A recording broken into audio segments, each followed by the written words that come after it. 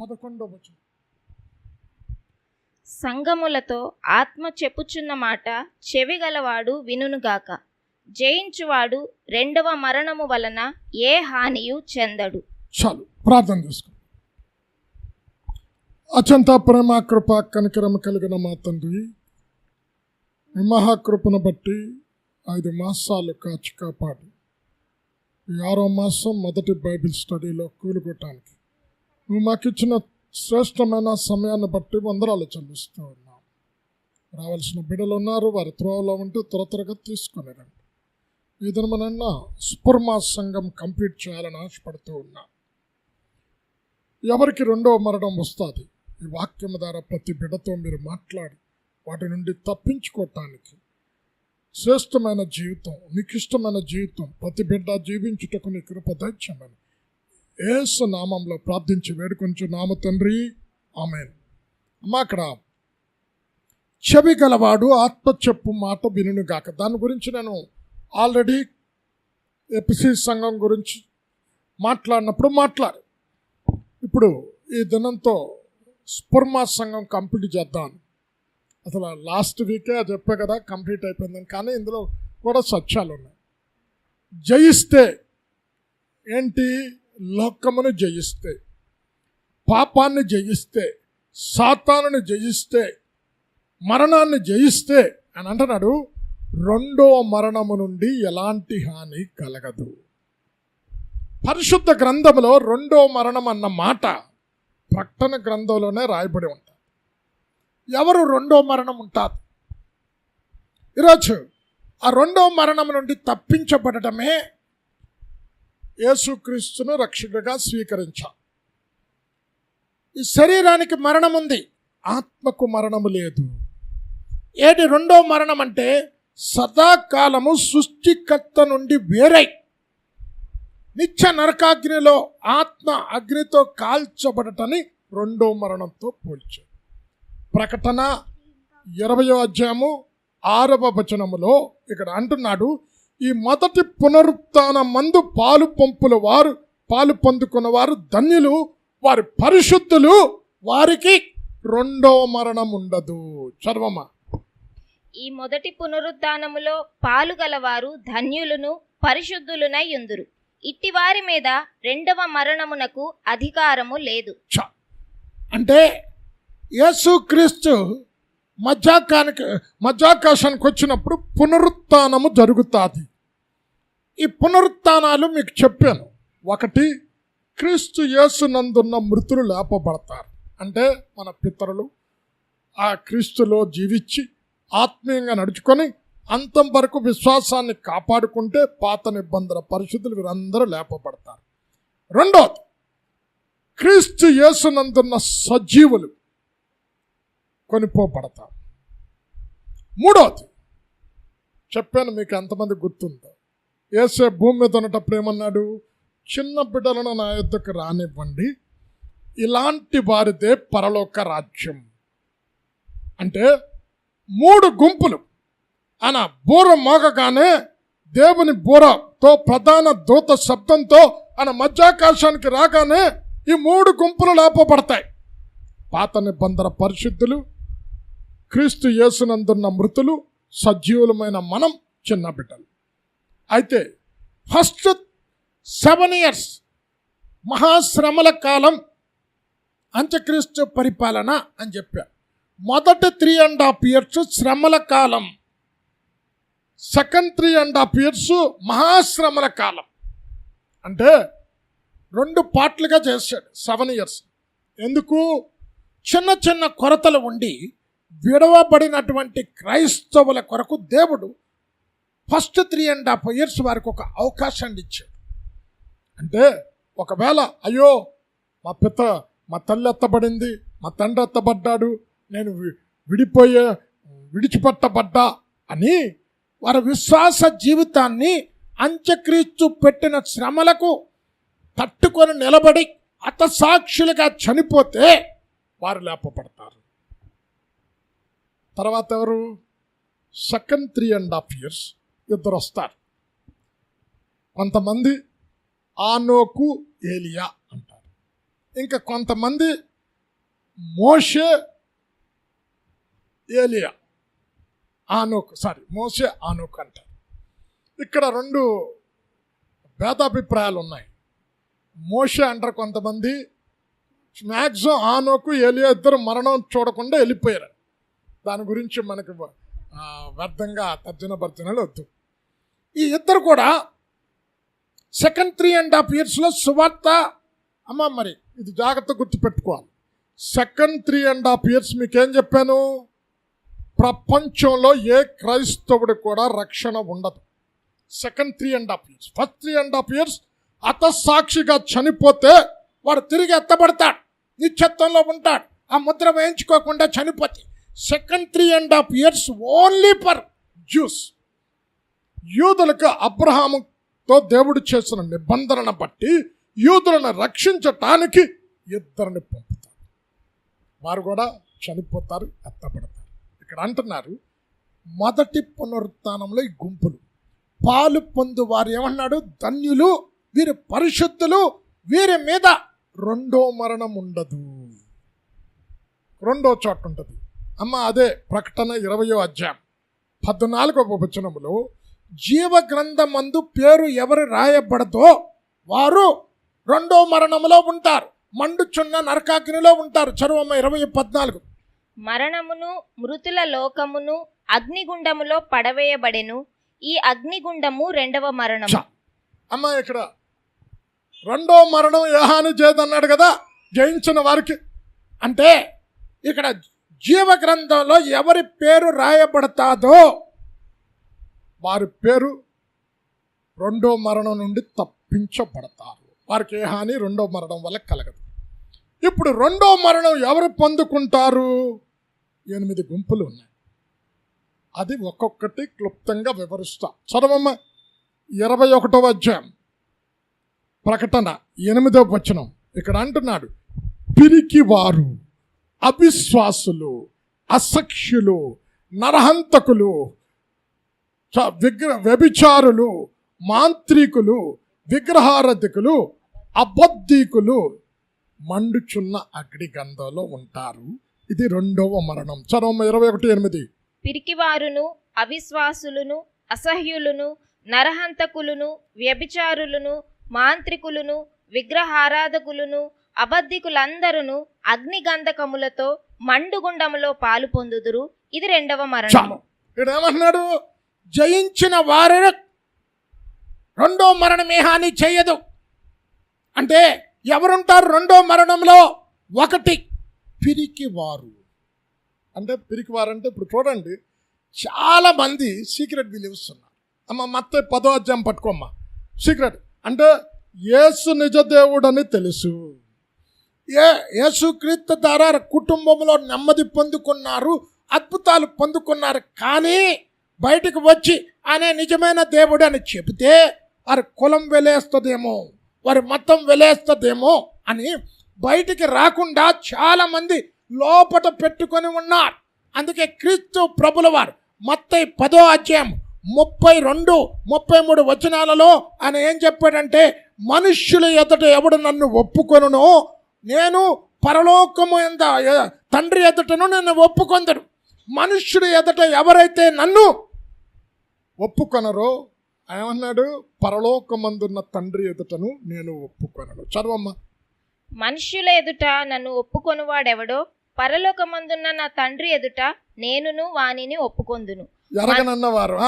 మనుష్యుల ఎదుట ఎవడు నన్ను ఎరుగననునో వానిని పరలోకమందున్న నా తండ్రి ఎదుట నేనును ఎరుగనందును.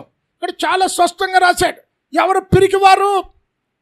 ఆయన నిజదేవుడని తెలిసి, సృష్టికర్త అని తెలిసి, వారి కుటుంబాలలో అద్భుతాలు కూడా పొందుకొని, అయ్యో మా కుటుంబం వెలేస్తుందేమో, మా మతం వెలేస్తుందేమో అని అందరి ఎదుట నిలబడి ఆయనకు సాక్షిగా నిలబడిన వాడు ఎవరు?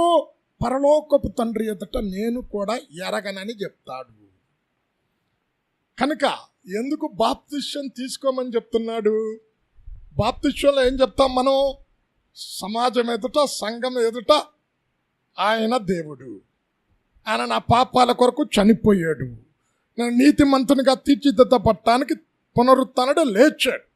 బాప్తిస్మం ఇచ్చినప్పుడు సాక్ష్యం చెప్తున్నారు కదమ్మా, సాక్ష్యం చెప్పకుండా ఎవరైనా ఇస్తారా? ఎవరు? అంటే ఏంటి? బహిరంగ సాక్ష్యం చెప్పితే బాప్తిస్మం ఇస్తాం, చెప్పకుండా ఇవ్వం. అందుకే నమ్మి బాప్తిస్మం పొందేవాడు రక్షించబడును. అయితే చాలా మంది నమ్ముతారు కానీ బహిరంగ సాక్ష్యం చెప్పరు. అందుకే యేసుక్రీస్తు ప్రభుల వారు పౌలు గారు అంటారు 2 తిమోతి 1 7 దేవుడు శక్తియు ప్రేమయు ఇంద్రియ నిగ్రహము కలిగిన ఆత్మని ఇచ్చేదే కానీ పిరికితనము కలిగిన ఆత్మని ఇయ్యలేదు. అంటే ఒక వ్యక్తి పిరికితనముతో ఆయన గురించి నిలబడలేకపోతే, ఇప్పుడు చూడండి కొన్ని చోట్ల జై శ్రీరామ్ అంటావా లేదా? లేకపోతే ఏమన్నారు? పడతాం. అప్పుడు నిలబడాలి. మనం క్రీస్తు కొరకు నిలబడకపోతే పిరికి వారు 2వ మరణంలో ఉంటారు. షడ్రక్, మేషక్, అబేద్నెగో ఈ విగ్రహానికి నువ్వు మొక్కాలి. మొక్కకపోతే ఇప్పుడైనా మీరు మొక్కితే సరి, మొక్కకపోతే ఈ మండుచున్న అగ్నిగుండాన్ని 7 చేస్తాను. ఏమన్నారండి వాళ్ళు? నీకు జవాబు చెప్పవలసిన ప్రశ్న లేదు. నా దేవుడు మండుచున్న అగ్నిగుండకము నుండి తప్పించుటకు సమర్థుడు. తప్పించకపోయినను మేము పూజించము. అమ్మా, పిరికితనం కలిగి ఉంటే ఆ పిరికి వారికి ఏంటి? 2వ మరణం ఉంటుంది. ఇది ఒక గుంపు. 2వది అవిశ్వాసులు. ఎవరు అవిశ్వాసులు? యోహాను సువార్త 3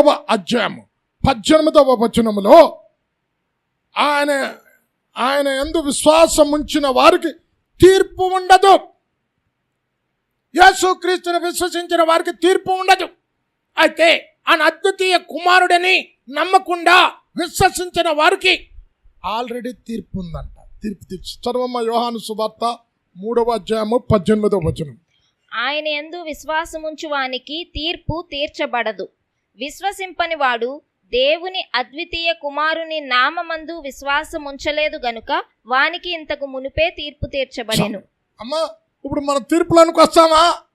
రాంగ్ కదా. ఎవరికి తీర్పు తీర్చి 2 పునరుత్థానాలు ఉన్నాయి. జీవ పునరుత్థానం, తీర్పు పునరుత్థానం. ఆయన తీర్పు తీర్చి 2వ మరణానికి, నిత్య నరకాగ్నికి పంపిస్తాడు. అయితే విశ్వసించని వాడికి తీర్పు ఉంటుంది.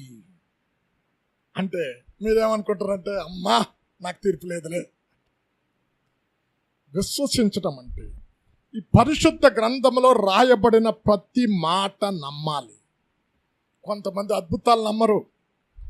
అద్భుతాలు లేవండి, అది అపోస్తుల కాలంలోనే అయిపోయింది. ఈయనకొచ్చి దేవుడు వచ్చి వీళ్ళకి చెప్పాడు, అపోస్తుల కాలంలో అయిపోయింది. యేసు ఏం చెప్పాడమ్మా? ఏం చెప్పాడు? నేను చేయు అద్భుతములు నా యందు విశ్వాసం ఉంచువాడు నాకంటే గొప్ప చేస్తా అన్నాడు. చదవమ్మా యోహాను సువార్త 14:12. ఈ మాట చెప్పింది యేసయ్యండి. ఆయన కంటే గొప్ప అద్భుతాలు చేస్తాడని చెప్తుంటే వీళ్ళు ఏమంటారు? అద్భుతాలు లేవు, అయిపోయాయి. నేను తండ్రి యొద్దకు వెళ్ళుచున్నాను గనుక నేను చేయు క్రియలు నాయందు విశ్వాసముంచు వాడును చేయును, వాటికంటే మరి గొప్పవియు అతడు చేయునని మీతో నిశ్చయంగా చెప్పుచు. చూడండి, ఆయనే చెప్తే ఈ రోజుల్లో కొంతమంది అద్భుతాలు ఎక్కడున్నాయండి? అద్భుతాలు లేకపోతే అన్నిళ్ళు ఎలాగ రక్షణలోకి వచ్చారండి? దేవుని ఎరగని వారు ఎలాగొచ్చారు? రక్షణలో పుట్టిన వచ్చారా? వారిని అద్భుతాలు చేసి దేవుని తట్టు తిప్పుకున్నారు కనుక కొంతమంది యేసును రక్షకుడిగా స్వీకరించి కూడా పరిశుద్ధ గ్రంథంలో రాయబడిన వాగ్దానాలు నమ్మరు. కొంతమంది పరిశుద్ధాత్మ భాషలు నమ్మరు. భాషలు ఏంటండి అంటారు. భాషలకు అర్థం చెప్పే వరాలు, భాషలు మాట్లాడేది, ఇవన్నీ నమ్మరు. వీడంటున్నాడు పరిశుద్ధ గ్రంథంలో రాయబడినది ఏది నమ్మకపోయినా నువ్వు అవిశ్వాసమే. నువ్వు అవిశ్వాసమైతే తీర్పులోనికి వస్తావు, 2వ మరణం నీకుంటుంది. అందుకే 2 కొరింథీ 4:4 ఇక్కడ అంటున్నాడు, క్రీస్తు దేవుని మహిమను గూర్చిన సువార్త ప్రకాశం వారికి కనబడకుండా ఉండు నిమిత్తం యుగ సంబంధమైన దేవత అవిశ్వాసులైన వారి మనోనేత్రాలకు గుడ్డితనము కలుగజేసింది. ఎవరికది? మనకే. మన గురించి చెప్తున్నాడు, కొరింథీలో ఉన్న సంఘం గురించి చెప్తున్నాడు. మీలో కొంతమంది అవిశ్వాసులు ఉన్నారు. యుగ సంబంధమైన దేవత గుడ్డితనము కలుగజేసింది. కొంతమంది పెళ్ళిళ్ళు చేసుకోకూడదు అంటారు. అంటే పెళ్లి చేసింది దేవుడే అండి. పెళ్లి చేసింది అంటే చేసుకోకుండా సేవ చేస్తే వద్దన్నాం. వారి పిలుపు అలాగుంటే చేయొచ్చు. కానీ కొంతమంది ఇలా కూడా అంటారు. అంటే ఏంటి? అవిశ్వాసులు. పరిశుద్ధ గ్రంథములో ఏ సత్యాన్ని నమ్మకపోయిన అవిశ్వాసులు. మీరు అనుకుంటారు, ఓ ఏ దశం భాగాలు ఇస్తున్నా, మందిరానికి వస్తున్నా, వాక్యం బోధిస్తున్నా, దేవుని గొంతెత్తి దేవుని స్తుతిస్తూ ఉన్నా, ఇశ్రాయేలు ప్రజలు మనలాగే పస్కా గొర్రె పిల్ల రక్తము ద్వారా విమోచించబడ్డారు. మనలాగే ఎర్ర సముద్రంలో బాప్తిసం తీసుకున్నారు. మనలాగే వారికి ఒక ధర్మశాస్త్రం ఉంది. వారు బోధించటానికి అహరోను ఉన్నాడు, ప్రవక్తని ఉన్నది. అయితే ఎన్నో అద్భుతాలు వారు చూశారు. కానీ మాటి మాటికి అవిశ్వాసంతో శోధించారు. కనుక ఏమైంది? అవిశ్వాసంతో ఉన్న వారు ఎవరు కూడా ఎల్లలేదు. చర్వమ్మది ఎబ్రి 4:4 అనుకుంటా. మీరు వినటకు మట్టుకు విందురు కానీ విన్నట వాడి మీద విశ్వాసం ఉంచలేదు. చర్వమ్మ 4:4 అనుకుంటా. 4:2 వారికి ప్రకటింపబడినట్లు మనకును సువార్త ప్రకటింపబడెను గాని వారు వినిన వారితో విశ్వాసము గలవారై కలిసి ఉండలేదు గనుక విన్న వాక్యము వారికి నిష్ప్రయోజనమైనదాయెను. చూడండి, ఇప్పుడు ఇశ్రాయేలు ప్రజలు రెఫీదీముకు వచ్చినప్పుడు నీళ్లు లేక దప్పికతో మోషేపై తిరుగుబాటు చేశారు. దేవుడు అంటున్నాడు, మోషే ఆ చెట్టును నరికి దాంట్లో వెయ్యాను. వెంటనే ఏమైంది? సారీ, ఈ బండను కొట్టు, నీళ్ళు వస్తాయి అన్నాడు. కొట్టే నీళ్ళు వచ్చాయి. ఇప్పుడు అక్కడ దప్పిక తీర్చినోడు మెరీబా దగ్గర తీర్చడమ్మా, అక్కడ చేసిన కార్యం ఇంకో దగ్గర చేర్చడా? అంతవరకు వీళ్ళకి వేసుకున్న బట్టలు పాతకెళ్ళలేదు, తొడుక్కున్న చెప్పులు వయస్సు పెరుగుతున్న కొలది చెప్పులు సైజు కూడా పెరుగుతుంది. 30 లక్షల మందికి దేవదూతలు తినే ఆహారాన్ని కురిపిస్తున్నాడు. ఇన్ని కార్యాలు కళ్ళతో చూసినా మెరీబా దగ్గర రాగానే నీళ్లు లేవని మళ్ళీ తిరిగిపడచ్చు. అంటే ఏం లేదు? విశ్వాసం లేదు. నువ్వు అవిశ్వాసివైతే నువ్వు పాపంలో ఉన్నా. నువ్వు పాపంలో ఉంటే పాపం చేసే ప్రతి వాడు కూడా రెండో మరణం ఉంటుంది. చదవండి, రోమీలు రాసిన పత్రిక 14వ అధ్యాయం 23వ వచనములో చివరి లైన్లో విశ్వాస మూలము కానిది పాపం. విశ్వాస మూలము కానిది ఏదో అది పాపము. కనుక ఏంటి వివరించడానికి సమయం లేదు. అంటే రెండోది ఏంటమ్మా? అవిశ్వాసివి అయితే ఏంటి అవిశ్వాసం? ఆత్మను నమ్మకపోయినా, భాషలు నమ్మకపోయినా, అద్భుతాలు నమ్మకపోయినా, కృపావరాలు నమ్మకపోయినా, దేవుని వాగ్దానాలు నమ్మకపోయినా నువ్వు అవిశ్వాసివి. నువ్వు అవిశ్వాసివి అయితే మందిరానికి వచ్చినా రెండో మరణం నుండి నిన్నెవడు విడిపించలేదు. మూడవది ఏంటమ్మా? వ్యభిచారులు. అసఖ్యులు. ఎవరు అసఖ్యులు? లూకాసు వార్త 16వ అధ్యాయం పట్టుకో. మనుష్యుల ఎదుట నీతిమంతులుగా అగపడువారు దేవుడు హృదయమును ఎరుగును. మనుష్యుల ఎదుట ఘనముగా ఎంచబడినది దేవుని దృష్టికి అసఖ్యము. 16:15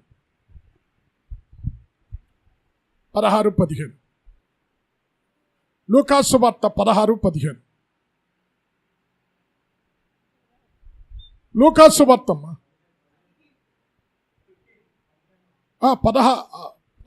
15 ఆయన మీరు మనుష్యుల ఎదుట నీతిమంతులని అనిపించుకొనువారు గాని దేవుడు మీ హృదయములను ఎరుగును.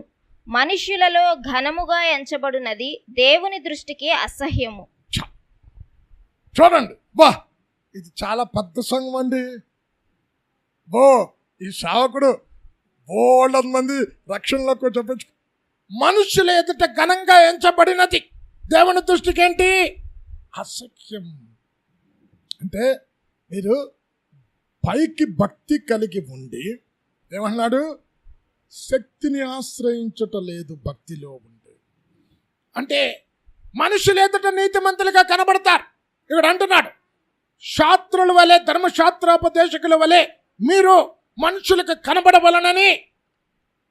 చూడండి, కొంతమంది ఇండివిజువల్ ప్రార్థన చేయరు, సంఘంలో ప్రార్థన ఇస్తే గంట చేస్తారు, ఇంట్లో చేయరు. ఇలాగే కాయలా అమ్మా జర్నీ ట్రైన్కి వెళ్తున్నా కొద్ది ప్రార్థన చేయండి వాళ్ళు. ప్రార్థన ఆ జర్నీ టైం ట్రైన్ టైం అయిపోతుందండి. ఇక్కడ ఎంతసేపు చేస్తారమ్మా? 2 నిమిషాలు 3 నిమిషాలు, పావు గంట అయినా 2 నిమిషాలని ఇంకా చేస్తూనే ఉందంట. ఆమెను అనుకున్న బయటికి వెళ్ళిపోయాడు. ఎందుకు? ట్రైన్ వెళ్ళిపోద్ది. అంటే ఎక్కడ ఏది చెయ్యాలో తెలియదు. అంటే మనుష్యులకు చూపెట్టుకోవాలని ఇక్కడ అంటున్నారు. మీరైతే గదిలోనికి వెళ్ళి రహస్యంగా చూచు తండ్రికి మొరపెట్టండి.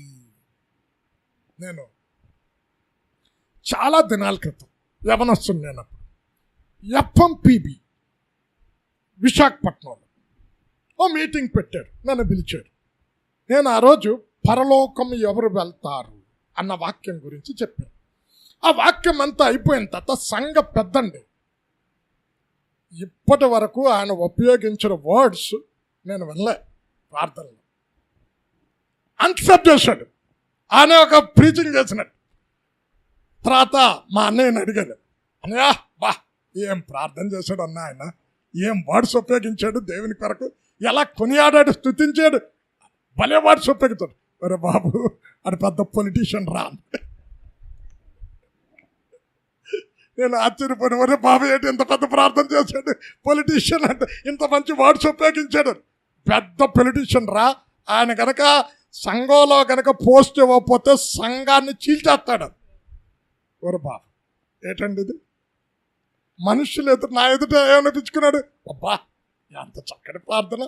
దేవుడు అంట అసఖ్యం. తీతుకు రాసిన పత్రిక 1వ అధ్యాయం చివరి వచనములో ఇక్కడ అంటున్నాడు, అభిధేయుడు అయితే నువ్వు సత్క్రియలందు భ్రష్టుడవైతే దేవుడంట దేవుని దృష్టిలో నీవు అసఖ్యుడవు. చదవమ్మ 1:16. దేవుని ఎరుగుదుమని వారు చెప్పుకొందురు గాని అసహ్యులను అమ్మా ఏమని చెప్పుకుంటారంట? దేవుని ఎరుగుదు. చదవమ్మ. అసహ్యులను అవిధేయులను ప్రతి సత్కార్యము విషయము భ్రష్టులునై ఉండి తమ క్రియల వలన ఆయనను ఎరుగమన్నట్టున్నారు. ఎవరంటే వీళ్ళు అసఖ్యులు అంటున్నాడు. ఎవరు అసఖ్యులు అంటే క్రియలు మాత్రం ఉండవు, మాటలు మాత్రం చక్కటి తీయని మాటలు మాట్లాడతారు. అందుకే భక్తుడైన పౌలు ఏమన్నాడు తెలుసా? నేను మాటలాడినను సువార్తను ప్రకటించినను మనుష్యుల కొరకు నేను చేయలే, మనుష్యుల మెప్పు కొరకు చేయలే. జ్ఞానయుక్తమైన తీయని మాటలు మాట్లాడక ఏమన్నాడు? పరిశుద్ధాత్మను దేవుని శక్తిని కనపరచు మాటలనే మాట్లాడాను. వీళ్ళు ఎవరంట? క్రియలు ఉండవంట. ఇంకెవరంట? అభిధేయులు. ఎవరికి అభిధేయులు? సేవకులకు అభిధేయులు, తల్లిదండ్రులకు అభిధేయులు. ఇంకెవరు? వాక్యం బోధిస్తున్న బోధకులకు అభిధేయులు. పరిశుద్ధ గ్రంథంలో అంటున్నాడు, మీ పైన నాయకులుగా ఉన్నవారు మీ ఆత్మలను లెక్క అప్పచెప్పవలసిన వారై ఉన్నారు కనుక వారు దుఃఖముతో పనిచేస్తే మీకు క్షేమం కలగదు. 13:17 ఉంటుంది హెబ్రీ. కనుక ఏమన్నాడు? వారికి లోబడి ఉండండి. కాస్త గద్దించి వాక్యం చెప్పామనుకో, పాస్టర్ గారు మా కొరకే చెప్పారు. అమ్మ మీ కొరకు చెప్పడానికి మీరేమన్నా పాస్టర్కి ఏమన్నా శత్రువా? దేవుడు మాట్లాడినప్పుడు నాలో బలహీనత దేవుడు చూపిస్తున్నాడు, నాలో అవిధేయత దేవుడు చూపిస్తున్నాడు, విడిచిపెట్టాలి. ఇక్కడ అంటున్నాడు, ఎవరు అసఖ్యులు వాక్యము విని వాక్యములో వారిలో ఉన్న లోపాలను వాక్యం హెచ్చరిస్తున్నా, బుద్ధి చెప్తున్నా, గద్దిస్తున్నా విధేయత చూపని వారు ఇంకెవరు? సత్క్రియలు చేయని వారు. దేవుడు అంటున్నాడు కదా, పౌలు గారు అంటారు ఎఫెసీ 2వ అధ్యాయం 10వ వచనంలో, మీరు వాటి యందు నడుచుకొనవలనని దేవుడు ముందుగా సిద్ధపరచిన సత్క్రియలను చేయుటకు క్రీస్తు యేసునందు సృష్టింపబడిన వారమై ఉన్నాము. అమ్మ చదువమ్మా 2:10. మరియు వాటి యందు మనము నడుచుకొనవలెనని దేవుడు ముందుగా సిద్ధపరిచిన సత్క్రియలు చేయుటకై మనము క్రీస్తు యేసునందు సృష్టింపబడిన వారమై ఆయన చేసిన పని అయి ఉన్నాము. ఇప్పుడు ఎవడైనా క్రీస్తు యేసునందు ఉన్నాడో ఏమంటున్నామమ్మా? నూతన సృష్టి. నూతన సృష్టిగా ఎందుకు చేశాడు? సత్క్రియలు చెయ్యటానికి. సంఘం చేయాలండి. చూడండి, కరువు వచ్చినప్పుడు యెరూషలేములో ఉన్న సంఘం కరువు వచ్చినప్పుడు ఏం చేసింది? కానుకలను పట్టి కరువు కలిగిన ప్రాంతానికి పంపేరు. క్లౌదియా చక్రవర్తి టైంలో కరువు వచ్చినప్పుడు. అంటే మంచి క్రియలు చేయటానికి మనం సృష్టించబడ్డాం. వాడని ఆకలితో వస్తే పోపు అన్నా అనుకో, తెలుసు కదా, మొత్తం 25లో ఉంటుంది.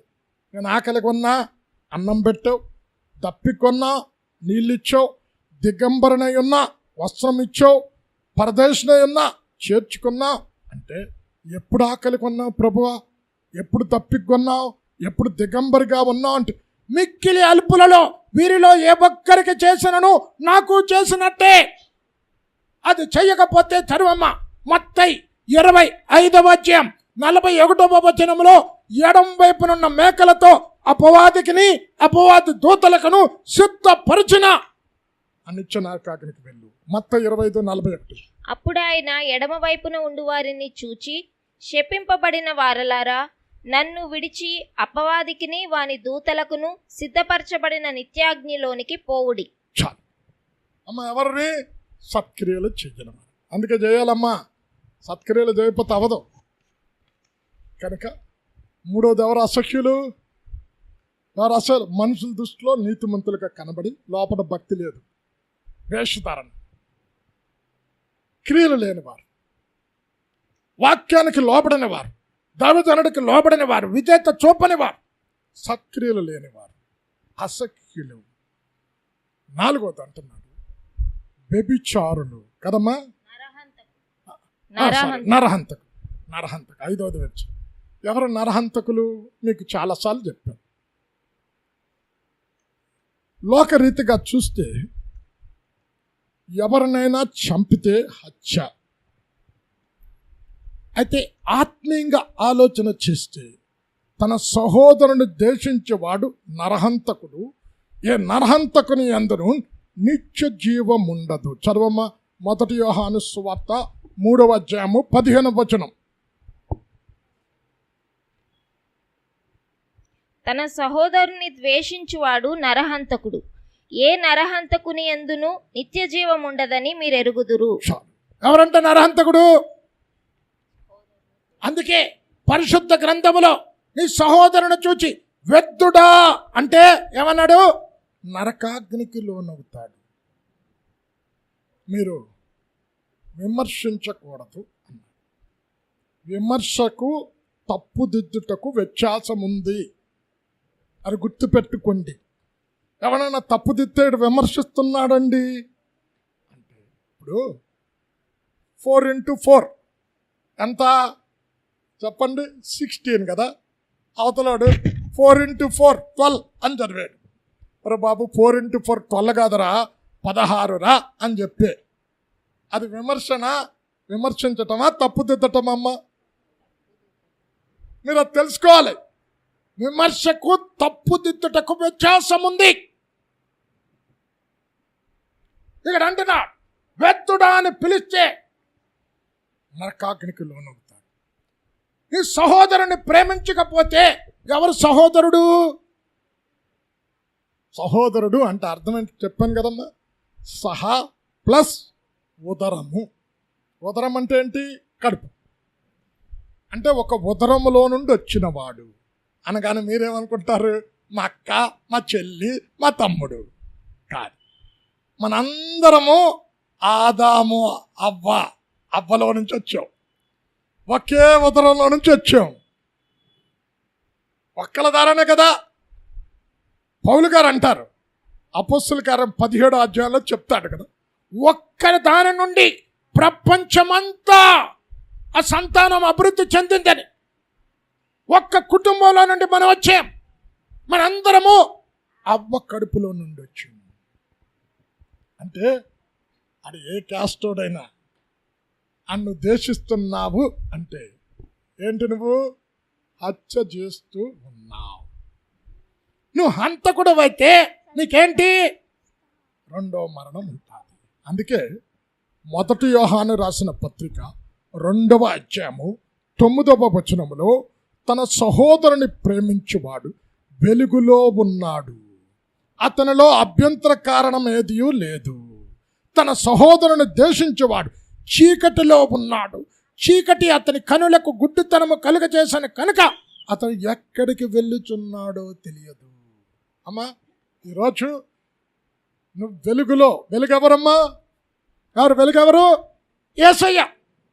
వెలుగులో ఉన్నానని చెప్పుకుంటూ, నేను క్రీస్తులో ఉన్నా, నేను రక్షించబడ్డా అని చెప్పుకుంటూ సహోదరుని ద్వేషిస్తే నువ్వు చీకట్లో ఉన్నావు, పాపములో ఉన్నావు, సాతానుతో ఉన్నావు. కనుక నువ్వు గుడ్డివాడివి. నువ్వు ఎక్కడికి వెళ్తున్నావో తెలియదు. నువ్వు వెళ్ళేది నరకం. కనుక ఎవరికి రెండో మరణం? హంతకులకు. ప్రేమించకపోతే. అందుకనే దేవుడు ఏమన్నాడు? మిమ్మల్ని ప్రేమించిన వారినే ప్రేమిస్తే మీకేమి ఫలము కలుగును? సుంకరను కూడా ప్రేమిస్తారు కదా పాపులు కూడా. మిమ్మల్ని ద్వేషించిన వారిని ప్రేమించండి, మీ శత్రువు కొరకు ప్రార్థన చేయండి. మీ పరలోకపు తండ్రి ప్రేమలో పరిపూర్ణుడు కనుక మీరు కూడా ప్రేమలో పరిపూర్ణుడై ఉండాలి. కనుక అందరినీ ప్రేమించాలి. దేవుడు క్రైస్తవులను ప్రేమిస్తున్నా అన్నాడు. అక్కడైనా ఏముంది? దేవుడు లోకమును ఎంతో ప్రేమించును. లోకములో అన్ని మతాల వారు, అన్ని జాతుల వారు, అన్ని భాషలు మాట్లాడేవారు ఉన్నారు. అందరినీ ప్రేమిస్తున్నాడు. శత్రువుని ప్రేమిస్తున్నాడు. ఆయన విమర్శిస్తున్న వారిని, ఆయన అంగీకరించిన వారిని, ఆయన తృణీకరించిన వారిని అందరినీ ప్రేమిస్తున్నాడు. ఆయన బిడ్డగా నీవు కూడా అందరినీ ప్రేమించాలి. ప్రేమ లేకపోతే, ద్వేషిస్తే హత్య చేసినట్టు. హంతకుడు అలాగ ఉంటాడమ్మా పరలోకంలో. హత్యలు చేసేవాడు పరలోకంలో ఉన్నాడంటే నువ్వేమంటావు? ఈడు హంతకుడు, ఈడు పరలోకంలో. నువ్వు కూడా ఆత్మీయంగా హత్య చేస్తూ ఉన్నావు. ఇది 4వది. 5వది వ్యభిచారులు. ఎవరు వ్యభిచారులు? దేవుణ్ణి విడిచిపెట్టి వేరొకని అనుసరించి వారు వ్యభిచరిస్తున్నట్టు. వ్యభిచారానికి ఒక 7 లక్షణాలు చెప్తాను. అమ్మ చదువమ్మ. హోషేయ 1:2. హోషేయ 1:2. మొదట యెహోవా హోషేయ ద్వారా ఈ మాట సెలవిచ్చెను, జనులు యెహోవాను విసర్జించి బహుగా వ్యభిచరించి ఉన్నారు గనుక. అమ్మా, ఇక్కడ వ్యభిచారం ఏమంటున్నాడు? దేవుణ్ణి విసర్జిస్తే, సృష్టికర్తను తృణీకరిస్తే, సృష్టికర్తను విసర్జిస్తే ఏమంటున్నాడు? వ్యభిచారం చేస్తున్నట్టు. మన వ్యభిచారం అంటే స్త్రీతో మోపు చూపుతా, అది కూడా చెప్తానులేండి. 7 ఉన్నాయి కార్యాలు వ్యభిచారాలు. 2 అమ్మ ఇర్మియా 3వ అధ్యాయం 8-9 వచనాలు చదువుకుంటే ఇక్కడ ప్రవక్త అంటున్నాడు, మీరు రాళ్లతోనూ మొద్దులతోనూ వ్యభిచారం చేస్తున్నారు. అంటే సృష్టికర్తను, సజీవుడైన దేవుణ్ణి, నన్ను చూచిన సృష్టికర్త, ఈ రాయిలో దేవుడు ఉన్నాడు, ఈ కట్టలో దేవుడు ఉన్నాడు, ఈ జంతువులో దేవుడు ఉన్నాడు అని సృష్టికర్తను రాళ్లలో రప్పలలో పూజిస్తే ఏమన్నాడు? వ్యభిచారివి నీవు. చదువమ్మ 3:9. రాళ్లతోనూ మొద్దులతోనూ వ్యభిచారము చేసెను. అమ్మా, ఏంటి రాళ్లతో ముద్దులతో అంటే ఏంటి? మరి వ్యభిచారం అంటే అమ్మా అడు చూడు, భార్య ఉండగా ఇంకో దాంతో తిరుగుతున్నాడు, వ్యభిచారం చేస్తున్నాడు. ఇక్కడ అంటున్నాడు సృష్టికర్తను విడిచిపెట్టి సృష్టిని పూజిస్తే వ్యభిచారం అది. మూడవది అమ్మ లేవీకాండం 17వ అధ్యాయం పట్టుకోమ్మ. ఇక్కడ అంటున్నాడు లేవీకాండం 17వ అధ్యాయం 7వ వచనంలో ఇక్కడ దయ్యములకు బలులు అర్పించుట వ్యభిచారం. దెయ్యాల కంటే ఇప్పుడు చూడండి, కొన్నిసార్లు మన టీవీలో చూస్తాం కదా, క్షుద్ర పూజలు చేశారు అని వాళ్ళు అరెస్ట్ చేయటానికి చూస్తామంటారు. అంటే ఏంటి? దెయ్యాలకు బలులు అర్పిస్తే వ్యభిచారం అది. 17:7 లేవీకాండం. వారు వ్యభిచారులై అనుసరించుచు వచ్చిన దయ్యముల పేరట వధించినట్లు ఇక మీదట తమ బలి పశువులను వధింపరాదు. చాలు అమ్మ, ఎవరికి వధిస్తున్నారంట? దెయ్యాలకి. ఇప్పుడు చూడండి, మాంత్రిక శక్తులు అంటే క్షుద్ర శక్తులు ఇవన్నీ ఏంటి? దెయ్యాలకు అర్పిస్తారు. దీన్ని ఏమన్నాడు? వ్యభిచారం. అసలు దేవుడు బలి కోరుకునే దేవుడు కాదు. నూతన నిబంధన వచ్చేసరికి పాత నిబంధనలోనే భక్తుడైన దావీదు అంటున్నాడు కదా, నువ్వు బలులు కోరుకుంటేనే ఇచ్చేవాణ్ణి. నువ్వు బలులు కోరుకునే దేవుడు కాదు. విరిగి నలిగిన బలి నీకు ఇష్టమైన బలి. అయితే ఎవరు? వ్యభిచారులు. దేవునికి అర్పించవలసిన బలులు దేవునికి అర్పించకుండా దెయ్యాలకు అర్పిస్తే వ్యభిచారం. మూడవది. నాలుగవది, యాకోబు రాసిన పత్రిక 4వ అధ్యాయము 4వ వచనములో వ్యభిచారులారా, లోక స్నేహము దేవునితో వైరమని మీరు ఎరుగరా? ఎవడైనను లోకమును ప్రేమించిన ఎడల తండ్రి ప్రేమ వానిలో ఉండదు. అంటే ఉంది కదమ్మా, చదువు ఎందుకంటే సమయం లేదు కదా. అంటే యాకోబు రాసిన పత్రిక 4:4 ఇక్కడ అంట, లోకాన్ని ప్రేమిస్తే నువ్వు ఎవరివి? వ్యభిచారివి. నువ్వు వ్యభిచారివి అయితే దేవునికి శత్రువు అవుతావు. అందుకే లోతు భార్య లోకాన్ని ప్రేమించి. చూడండి, అందుకే చాలామంది నీతిమంతులని నీతిమంతురాలనే చేసుకోవాలి, విశ్వాసనే చేసుకోవాలి. ఇక్కడ లోతు ఎవరిని చేసుకున్నాడు? సొదొమలో ఉన్న స్త్రీని చేసుకున్నాడు. కనుక ఆమె సొదొమను విడిచిపెట్టింది, కానీ హృదయంలో ఉన్న సొదొమను విడిచిపెట్టలేకపోయింది. చాలా క్లియర్గా చెప్తున్నాడు దేవదూతలు, వెనక్కి తిరిగి చూడవద్దు చెప్పిన లోకం ఆమెలో ఉంది. సొదొమ ఆమెలో నుంచి, హృదయంలో నుంచి పోలే. వెనక్కి తిరిగి చూచి మీరు ఇప్పటికీ ఆ ఉప్పు స్తంభం అలాగే ఉంది. ఎన్ని సంవత్సరాలమ్మా? 3000 ఇప్పుడు 5000 సంవత్సరాలు అయినా ఆ ఉప్పు స్తంభం అలాగే ఉందండి. ఇంకా ఆ సొదొమ పట్టణం ఇంకా అక్కడే ఉంది. మీకు ఇప్పుడు టెక్నాలజీ పెరిగింది కదా, ఇందులో కొట్టి చూస్తే గూగుల్లో లోతు భార్య ఉప్పు స్తంభాన్ని చూపెట్టు అని కొడితే వచ్చేస్తుంది. ఇందులో సొదొమ పట్టణం ఎక్కడుంది? ప్యూర్ సల్ఫర్ అంటే అక్కడ ఇప్పటికి గంధకం. లోకం ఆమెలో నుంచి పోలే. ఏంటి లోకం? లోకములో ఉన్నదంతయు శరీరాశ, నేత్రాశ, జీవపు డంబం. లోకము తన ఆశ గతించిపోవును గాని దేవుని చిత్తము జరిగించువాడు నిరంతరము జీవిస్తాడు. మొట్టమొదటి ఆదాము అవ్వ శరీరాశ ద్వారా, నేత్రాశ ద్వారా, జీవపు డంబము ద్వారా మహిమను పోగొట్టుకున్నారు, నిత్యత్వాన్ని పోగొట్టుకుని మరణం తెచ్చుకున్నారు. కనుక ఈరోజు నువ్వు లోకాన్ని ప్రేమిస్తే నువ్వు వ్యభిచారివి. అందుకే తప్పిపోయిన కుమారుడు లోకాన్ని ప్రేమించి వెళ్ళిపోయాడు, తండ్రిని విడిచిపెట్టి దూరంగా. బుద్ధి వచ్చిందో తిరిగి వచ్చాడు. కనుక 4వ వ్యభిచారం ఏంటి? లోకమును ప్రేమిస్తే. 5వది అమ్మ, ఇది అందరూ అండర్లైన్ చేసుకోవాలి. మత్తయి 5వ అధ్యాయము 32వ వచనములో వ్యభిచార కారణము దగ్గర తప్ప ఇంకే కారణములోనూ నీ భార్యను విడిచిపెట్టకూడదు అని చెప్తూ ఇక్కడ అన్న విడనాడిన దానిని చేసుకున్న వాడు వ్యభిచరిస్తున్నాడు. చదవమ్మ మత్తయి 5:32. నేను మీతో చెప్పునదేమనగా, వ్యభిచార కారణమును బట్టి గాక తన భార్యను విడనాడు ప్రతివాడును ఆమెను వ్యభిచారిణిగా చేయుచున్నాడు. విడనాడబడిన దానిని పెండ్లాడువాడు వ్యభిచరించుచున్నాడు. అమ్మా ఏమన్నాడు? విడనాడనబడిన దానిని చేసుకున్నవాడు ఏమన్నాడు? వ్యభిచరిస్తున్నాడు. ఎన్నోది ఇది?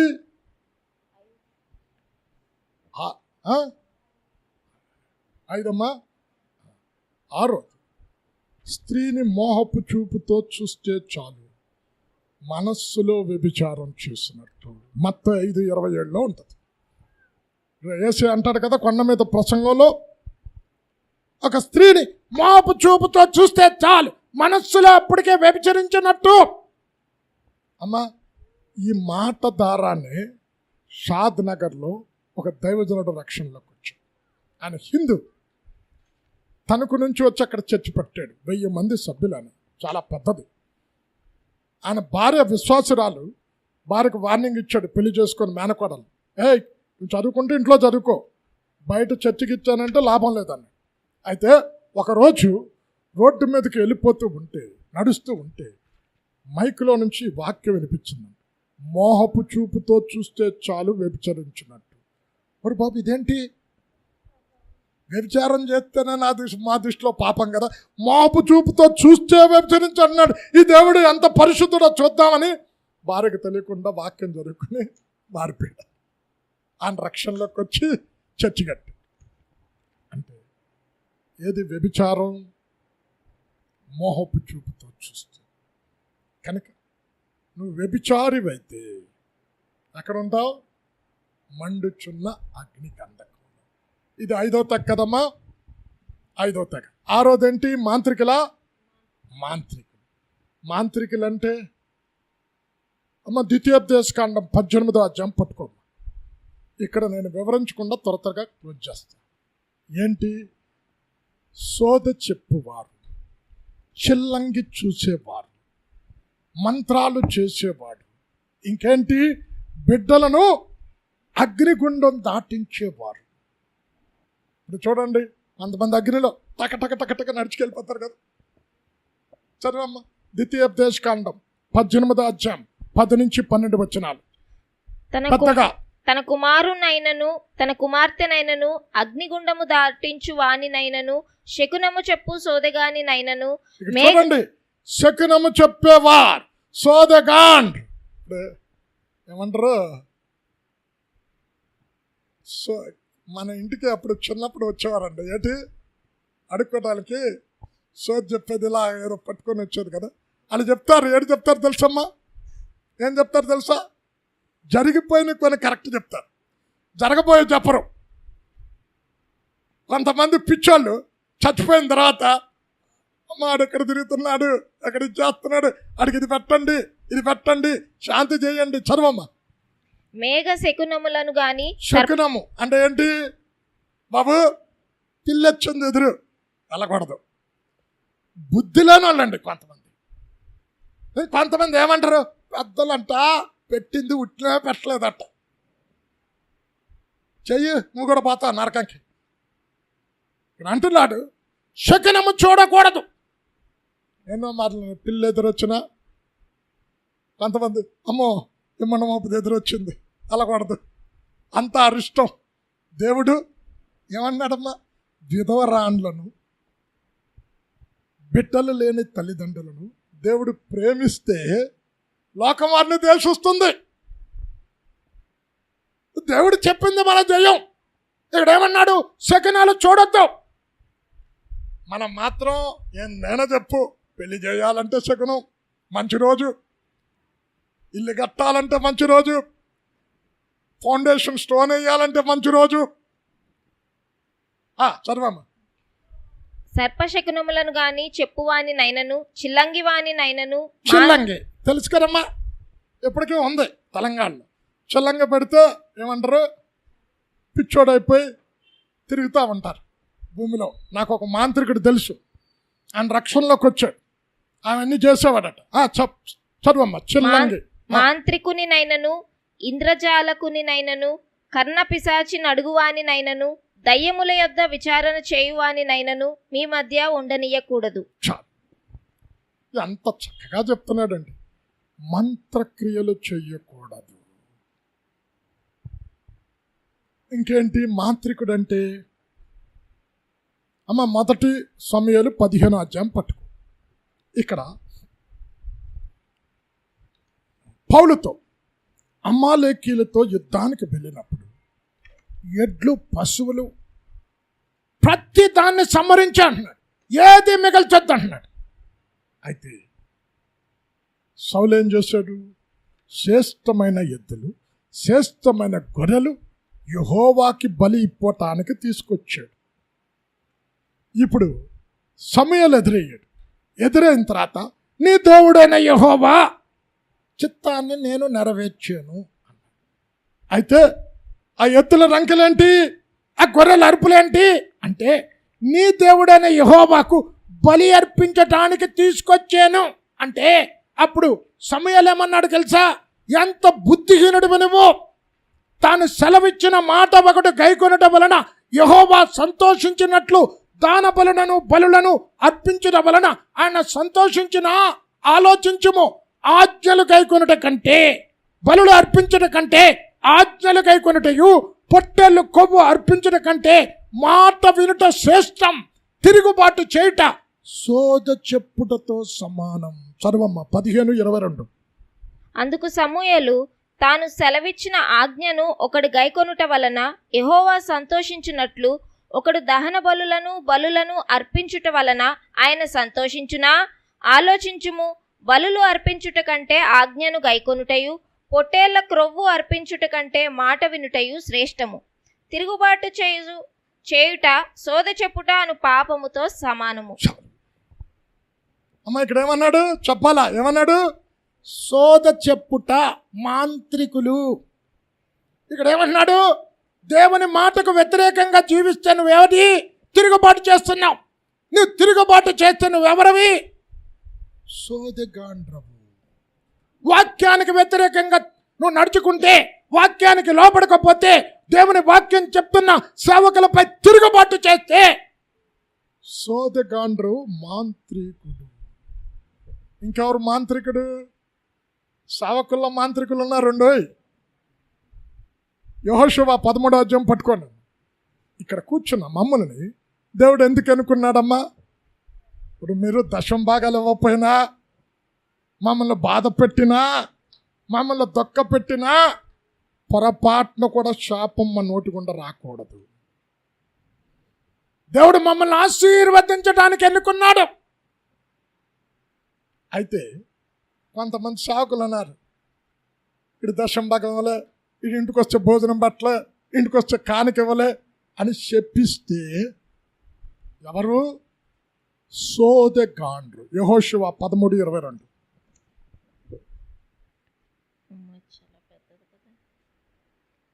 యాహాసు కేదెము 13:22.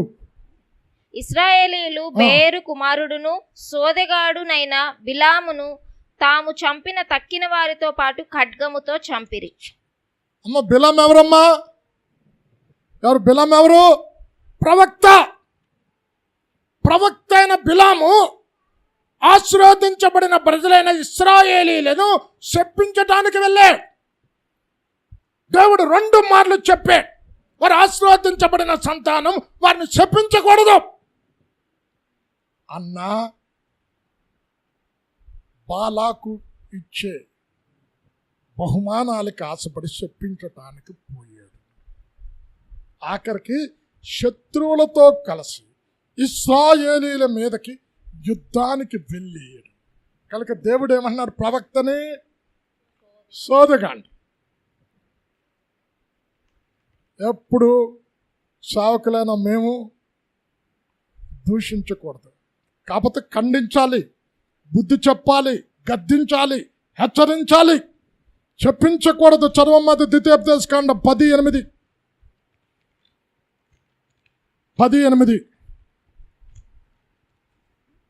నేటి వరకు జరుగునట్లు యెహోవా నిబంధన మందసమును మోయుటకు, యెహోవా సన్నిధిని నిలుచుటకు ఆయనను సేవించి ఆయన నామమును బట్టి దీవించుటకును లేవి గోత్రపు వారిని ఆ కాలమున యెహోవా ఏర్పరచుకొనెను. అమ్మ ఏమన్నాడు?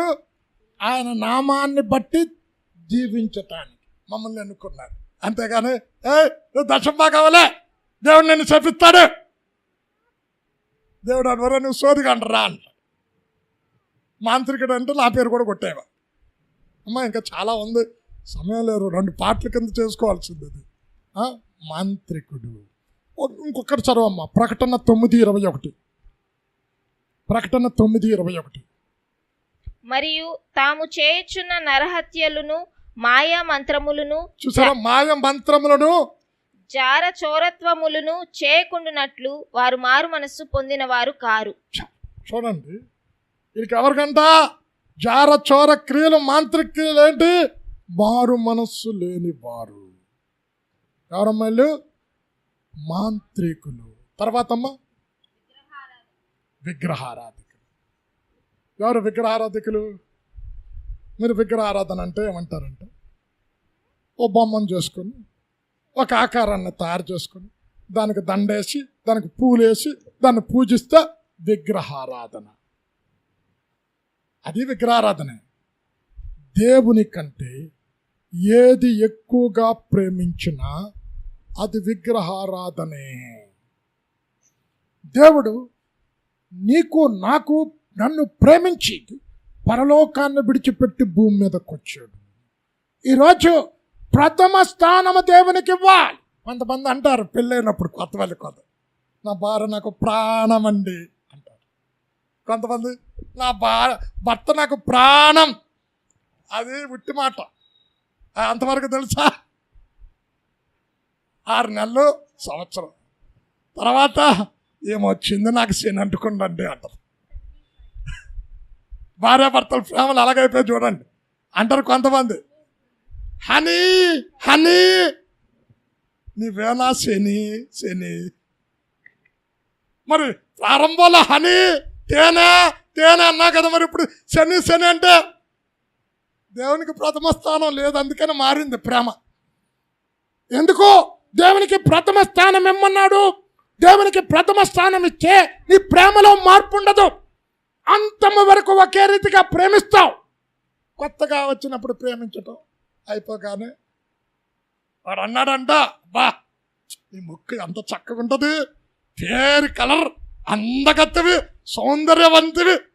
సంవత్సరం పోయిన తర్వాత నిన్ను చూసిన ఒకటే, డ్రాకులను చూసిన ఒకటే అన్నాడంట. అదేంటండి, కొత్తగా ఉన్నటప్పుడు ఏమన్నారు? తెల్లగున్నావు, మంచి ముక్కు, అందగత్త అన్నావు కదా. దేవునికి స్థానం ఇవ్వకపోతే ఏంటి విగ్రహారాధన? కొలస్సి 3వ అధ్యాయం 5వ వచనములో ధనాపేక్ష అన్న విగ్రహారాధనను చంపివేయండి. చదవమ్మ. కావున భూమి మీదనున్న మీ అవయవములను అనగా జారత్వమును, అపవిత్రతను, కామాతురతను, దురాశను, విగ్రహారాధన అయిన ధనాపేక్షను చంపివేయుడి. అమ్మ, ధనాపేక్షను దేంతో చెప్పాడు? విగ్రహారాధనతో పోల్చాడు. దాన్ని చంపివేయండి అన్నాడు. యేసు అన్నాడు కదా, నోట్ చేసుకోండి. లూకాసు వార్త 16:13లో ఏ మనుష్యుడు 2 యజమానులను సేవించలే. సిరికిని దేవునికిని దాసుడిగా ఉండలే. ఒకరిని ప్రేమిస్తావు, ఇంకొకరిని తృణీకరిస్తావు. ఒకరిని అనుసరిస్తావు, ఇంకొకరిని విసర్జిస్తావు. చూడండి, ఇప్పుడు రాహేలు యాకోబు ఎక్కువ ప్రేమించి పెళ్లి చేసుకున్నాడు. Love marriage. నా ఉద్దేశంలో ప్రపంచంలో యాకోబు అంత భగ్న ప్రేమికుడు ఇంకోటి ఉండడు అనుకుంటానండి. ఎందుకు చెప్తానంట? ఇప్పుడు కూర్చున్నారు ఎవరైనా, ప్రాణం లవ్ చేసే నేను 14 సంవత్సరాలు కొలువు చేశాడండి. ఎంత ప్రేమికుడో చూడండి.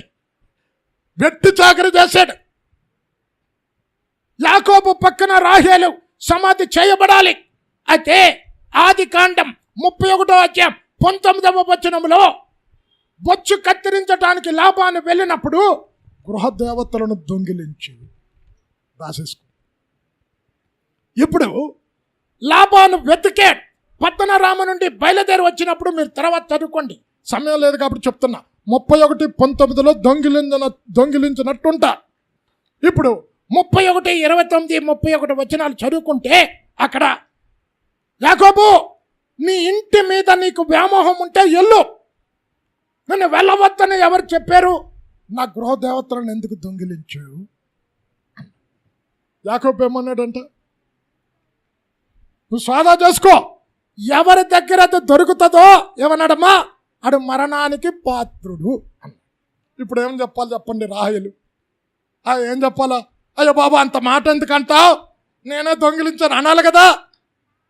సోదా చేసుకో అంటే అందరినీ సోదా చేస్తారుకే మహతల్లి కింద పెట్టుకొని కూర్చుంది ఇలాగా ఒంటి మీద.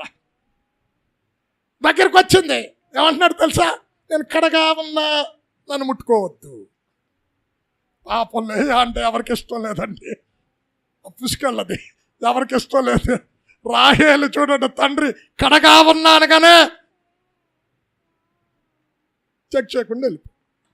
ఇప్పుడు కానాను అడుగు పెట్టక మునిపే ఎప్పాతాలో బెన్యామీనుని కని అక్కడ చచ్చిపోయింది. కానాన్లో అడుగు పెట్ట అంటే ఏం చెప్తుంది? కానాను దేనికి సదృశ్యమ్మా? పరలోకానికి. ధనాపేక్ష నీవు ఉంటే నువ్వు విగ్రహారాధనవి. దేవుని కంటే ఎక్కువగా నీ భార్యను ప్రేమించినా, భర్తను ప్రేమించినా, నీ బిడ్డలను ప్రేమించినా, నీ అధికారాన్ని ప్రేమించినా, నీ ఆస్తిని ప్రేమించినా విగ్రహారాధనే. నువ్వు విగ్రహారాధకుడు అయితే మండుచున్న అగ్నికందకం. మనం ఏమనుకుంటా అంటే, అరే ఆడు దేవుడు సృష్టికర్తను చూడు, రాళ్ళలో రప్పల్లో పూజిస్తున్నాడు, ఆడు విగ్రహారాధకుడు అంటాం. మనమే విగ్రహారాధకులు చాలా మంది ఉన్నా అక్కడ. తర్వాత అమ్మ చివరిగా అది కదా అబద్ధీకులు. ఏంటి అబద్ధీకులు? 1 యోహాను రాసిన పత్రిక 2వ అధ్యాయం 22వ వచనములో తండ్రిని కుమారుని అంగీకరించని వాడు ఎవరంట? అబద్ధీకుడు. చదవమ్మా. యేసు క్రీస్తు కాడని చెప్పువాడు తప్ప ఎవడబద్ధికుడు? తండ్రిని కుమారుని ఒప్పుకొనని వీడే క్రీస్తు విరోధి. ఎవరంట అబద్ధీకుడు? చూడండి, రకరకాల బోధలు వచ్చాయి కదా. కుమారుడు వేరు, తండ్రి వేరు, పరిశుద్ధాత్మ వేరు. ఇక్కడ అంటున్నాడు, ఎవరు అబద్ధీకుడు? కుమారుని అంగీకరించిన వాడు, క్రీస్తు అని నమ్మని వాడు, తండ్రిని కుమారుని విశ్వసించిన వాడు అబద్ధీకుడు. ఇంకేంటి అబద్ధీకుడు? అబ్బో, ఇక్కడ కూర్చున్న మీకు మంచిగా బోధ చేస్తే ఎక్కదండి. కొంతమందికి అబద్ధ బోధలు చేసేవనుకో, అబ్బో, బైబిల్లో ఉంది కదా, అంచె దినములలో దురద చెవులి కలవారు హితబోధను సహించరు. ఇప్పుడు ప్రకటన 3:5 ఏం చెప్పాడు? జీవగ్రంథములో నీ పేరు కొట్టివేయబడదు. ఎందుకు రాశాడు ఆ మాట? ఇప్పుడు మీరు ఎగ్జామ్స్కి వెళ్తున్నారమ్మా, 35 మార్కులు రాకపోతే పోతాదని ఎందుకు చెప్తున్నాడు గవర్నమెంట్? Be careful. కనీసం 35 మార్క్స్ కూడా రాకపోతే తప్పుతావు కనుక జాగ్రత్తగా చదువు. ఎందుకు రాశాడు? నువ్వు జాగ్రత్తగా ఉండకపోతే తిరిగి పాపం చేస్తే కొట్టేస్తాడని రాశాడు. చదవండి అది, ద్వితీయోపదేశకాండం 18:21.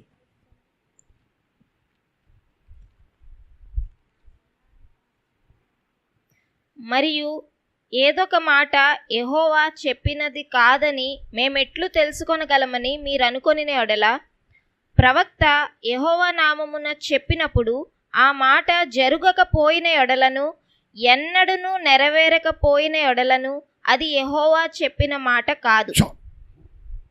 జరగకపోతే క్లియర్గా చెప్పాడండి. అబద్ధీకులు అంటే ఇప్పుడు మీరు చూడండి బాబు, సీరియల్ చూడకు, జబర్దస్తులు చూడొద్దు, సినిమాలు చూడొద్దు, మందు కొట్టొద్దు అంటే ఏం పోదండి కిషోర్ బాధర్ది. నువ్వు మందిరంకి వచ్చి దశంభాగం ఇచ్చినా, నువ్వు మందు కొట్టినా పర్లే, సినిమాలు చూసినా పర్లే అంటే చాలా చక్కగా బోధించాడు. దురద చెవులు గలవారండి. సత్యాన్ని వినరు. అసత్య బోధ ఎంత హ్యాపీగా ఉంటుందంటే, అబ్బబ్బా, ఖండించి చెప్పామనుకో, గద్దించి చెప్పామనుకో, హెచ్చరించామనుకో, తప్పుదిద్దామనుకో, అబ్బో ఆ బోధ అసలు అంగీకరించరు. అబద్ధీకులు వీరందరూ రెండో మరణంలో ఉంటారు కనుక అని అంటున్నాడు. మొదటి పునరుత్థానములో పాలు పొందువారు పరిశుద్ధులు, వారికి రెండో మరణం ఉండదు. ఈ రెండో మరణం అగ్ని ఆరదు, పురుగు చావదు, సదాకాలము దేవుని నుండి వేరై నరకంలో కాల్చబడదు. ఈ రోజుతో స్ఫుర్మ సంఘం అయిపోయింది. కళ్ళు మూసుకోరు.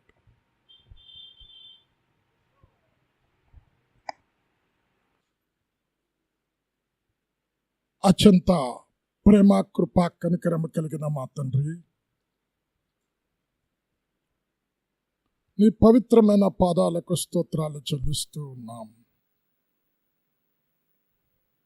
ఈరోజు జయిస్తే రెండో మరణం మాకుండదని, ఆ మరణము నుండి విడుదల పొందుతామని నీ వాక్యము ద్వారా వివరించు.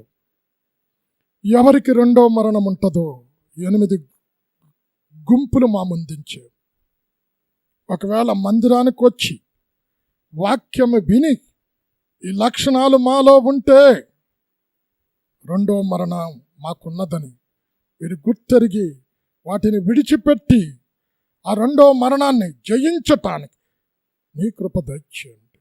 విన్న వాక్యం దుష్టుడు ఎత్తుకొని పోకుండా నీరు కట్టి ఫలింపజేయమని యేసు నామంలో ప్రార్థించి వేడుకొనుచున్నాము తండ్రి. ఆమేన్.